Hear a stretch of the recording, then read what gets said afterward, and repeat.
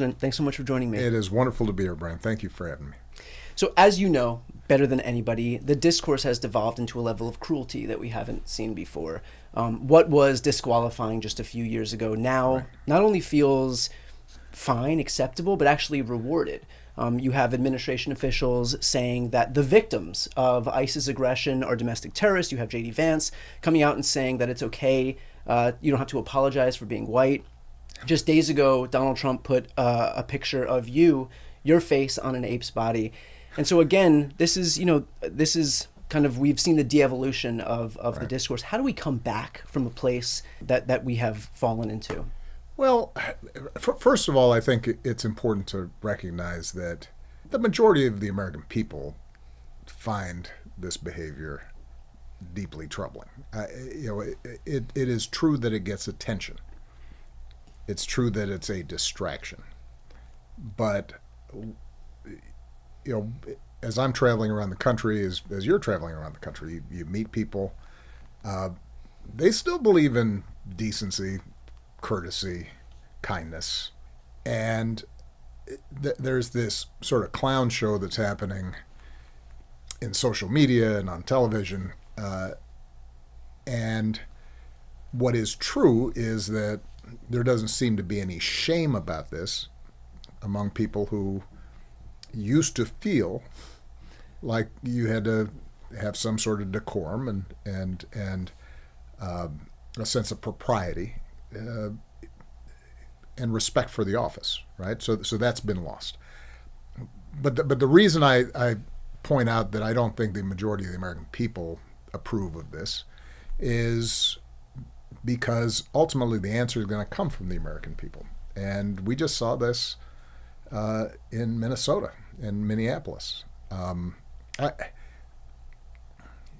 It is important for us to recognize the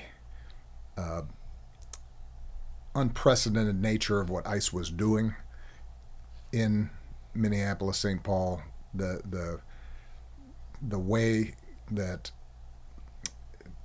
federal agents, ICE agents, were being deployed without any clear guidelines, training, pulling people off, out of their homes, using 5-year-olds to try to Bait their parents.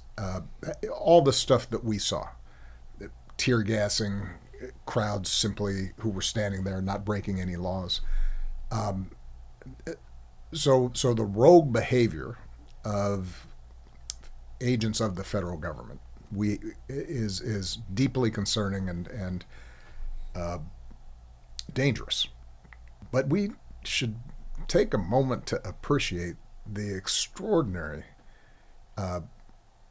outpouring of organizing, community building, decency, neighbors buying groceries for folks, accompanying children to school, teachers who were standing up for their kids, not just randomly, but in a systematic, organized way. Citizens saying, this is not the America we believe in, and we're going to fight back, and we're going to push back with the truth, and with cameras, and with peaceful protests, and shining a light on the sort of behavior that in the past we've seen in authoritarian countries, and we've seen in dictatorships, but we have not seen in America. And that kind of heroic, sustained behavior in sub-zero weather by ordinary people is what should give us hope. And it should remind us that at the end of the day, the way we get a democracy that's working, the way we get policies that actually are helping working families get ahead, the way that we restore norms, rule of law, decency, it's going to be because we, citizens, are activated and paying attention and saying enough and saying,